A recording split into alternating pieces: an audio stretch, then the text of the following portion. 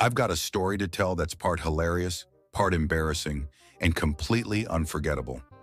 My name is Alexander, and I used to be a soccer coach, or football, depending on where you're from. This is the story of how I lost my job. And to be honest, it was a completely fair decision. To set the stage, I was a former soccer player. Well, technically, a former futsal goalkeeper, a career that didn't exactly lead to fame or fortune. Later, like many hopefuls who fall short of their dreams, I decided to channel my passion for the sport into coaching. At first, my gigs were at the university level. It wasn't particularly prestigious, but it had its own charm. We'd always have a post-game beer with the guys. Then, an incredible offer came along, coaching a professional soccer club in a regional league. The team was part of a local Jewish community with a long-standing passion for the sport. The contract came with a good salary, benefits, and the promise of steady employment. I was in. When I took the job, I had no idea how much I'd need to adapt. It wasn't just a different level of play. I was also working with a new culture and set of expectations. The club members were passionate, committed, and very serious about their traditions. I quickly learned that it wasn't just about drills and strategy. I had to earn their respect. In the first game, I thought I'd play it safe and stick with my standard pregame speech. It was a mix of pep talk, analysis, and a bit of raw, intense motivation to get everyone's blood pumping. My speech always wrapped up with a classic rally cry and a prayer to set the tone for a gritty game. It wasn't anything fancy, just the typical "Our Father" that most players were familiar with. So right before the match, as my players huddled up, I took a deep breath and launched into my speech. I talked about our strengths, how we needed to watch out for the opposition's star striker, and how we needed to play with all our hearts. I ended saying, "Now let's bring it home. Everyone, hands in." The guys circled in, and I, totally on autopilot, led them in a booming, "Our Father, who art in heaven." But something felt off. I looked around, and all I saw were blank stares. A few guys shook their heads slightly, and no one was saying anything. I could feel my face turning red as it occurred to me. I was leading a Christian prayer with a non-Christian team. I stopped, mumbled something about showing heart, and quickly moved on, hoping nobody would think too much of it. I felt a pang of embarrassment, but I pushed it aside, determined to focus on the game. Despite my awkward pre-game speech, the match went well enough. The players, thankfully, didn't seem to mind my slip-up, and I didn't get any feedback from management. The game, however, ended in a narrow loss. I could feel my stomach twisting as I packed up. But miraculously, I wasn't fired. They gave me a second chance. In fact, I was kept on for 2 more years. Over time, I learned to embrace the cultural quirks of the team. I even threw in a few phrases in Hebrew, although I'm pretty sure I butchered most of them. I adapted, they adapted, and somehow we all found a rhythm. I became close with the players, and my respect for their traditions grew deeper with every passing season. I also started working with a trusted assistant coach, a childhood friend who'd been with me through the ups and downs of my playing days. This guy was my partner in crime, someone who understood my humor and my sometimes over-the-top style. Between the two of us, we created a unique atmosphere in the locker room, one that was full of laughter and, somehow, results. 2 years in, after countless matches, hilarious team-building moments, and more than a few heart-stopping games, we found ourselves in the semifinals of the league. It was my redemption. At that time, I also found a second job as a commentator on some matches for a local TV station. That new gig limited a little bit of my time with the team and meetings with the league, but luckily I had my trusted assistant. As I said, we were at the semis, really close to the finals, and to be crowned champions.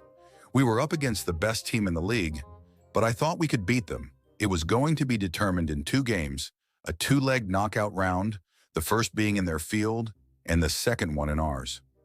In my mind, I had devised the perfect strategy. We should just hold them in the first match and keep the score close, maybe even lose by a single goal. Then we'd have a real shot at taking them down in the second game, in our home ground, where we could pressure them, or at least that's what I thought. After my slightly tweaked pre-game speech and prayer, the team came out blazing, perhaps too blazing. Within a few minutes, we'd picked up a couple of yellow cards, which could be dangerous, but I brushed it off. Then, due to a mistake and some questionable refereeing, we conceded a goal. Our right back, who already had a yellow card, protested a little too vehemently to the ref and was sent off. With a man down, the team looked like 10 useless, confused, headless chickens, and we conceded again. My strategy was down the drain. We should keep the score closer, and we only conceded twice because our keeper pulled off a few miracles. I took a deep breath, thought about the game, the changes I needed to make, substituted a few players, and made some tweaks. The team responded well. They calmed down and even started to threaten the opposition. And then, in a set piece, we score with one man down. So at halftime, we were losing by a single goal. My flawless strategy was back on track. With the score still within reach, I gathered the team for a serious pep talk. I said, trying to sound confident, "Boys, we're holding them off. If we can keep it close, I know we'll turn it around in the next game. Just hang in there." They all nodded, energized by the thought that this was just the first battle in a two-game fight. We were prepared for the second time, thinking the other team would come guns blazing. But it was weird, though. We should just hold their game so they couldn't score again. Nonetheless, they seemed really satisfied with the result. It was kind of a no-attack game where both teams were giving the ball away. It was like dodgeball. Someone could camp in the midfield area. The final whistle blew and we celebrated more than them. So we managed to keep the score close, losing by just one goal. Walking off the field, I was pretty pleased, thinking we'd set ourselves up for a strategic comeback. As we made our way back to the locker rooms, I saw the opposing coach and went over to chat. To be honest, I was feeling superior. I was kind of a local TV star, and I just checkmated my opponent. I said, "Hey, coach, great game, but next week you'll see the best of us. My boys are ready for it." Next week? He sounded confused, so I replied, "Next week, in the second leg, the return match in our home." The opponent's coach looked at me like I'd just spoken in another language. After a second, he started laughing, patting me on the shoulder. Is that why you weren't attacking? Return match? This was it. You're out, my friend. My face must have gone completely blank. I immediately became humble.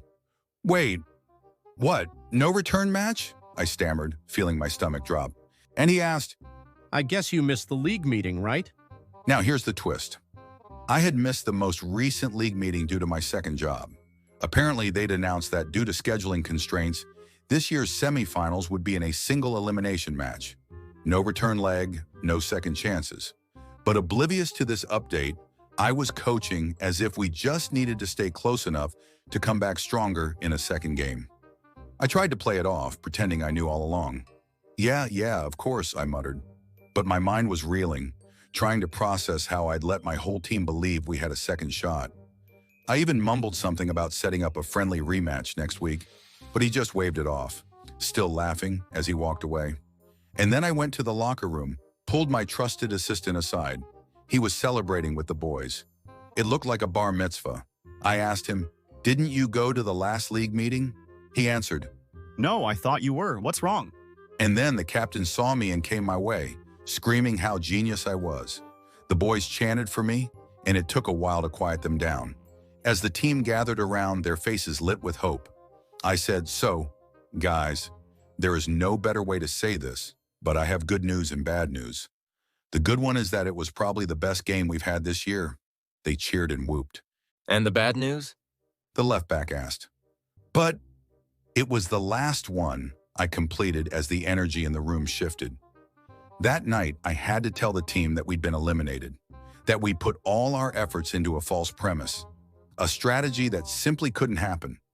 We'd given everything to keep it close, thinking we were setting ourselves up for round two. Instead, we were out. As I explained everything and apologized, some seemed confused and others disappointed. It was the hardest thing I'd had to do as a coach. The next day, I got called into the office. The team owner was polite but direct, saying they appreciate everything I'd done, but this mistake was too big to overlook. I completely understood, grateful for the opportunity and aware I'd earned this exit. That was my last day as a coach. I mean, who would hire me after what happened? Now, a few years later, I'm a soccer commentator, a role that keeps me close to the sport I love, but thankfully without any responsibility for the scorelines. Whenever I see coaches make mistakes or take risks, I can empathize on a level few can. My story has become a go-to at gatherings, especially with friends who remember my time as a coach. I like to think of it as a lesson in humility and how important it is to pay attention to the details, no matter how small they may seem. Plus, every now and then, I get to laugh at myself, and there's something valuable in that too. That's all for now. We hope you enjoyed this story. If you did, share it with a friend and leave your comment down below. Please subscribe and turn notifications on so you won't miss any of the incredible tales we have coming up.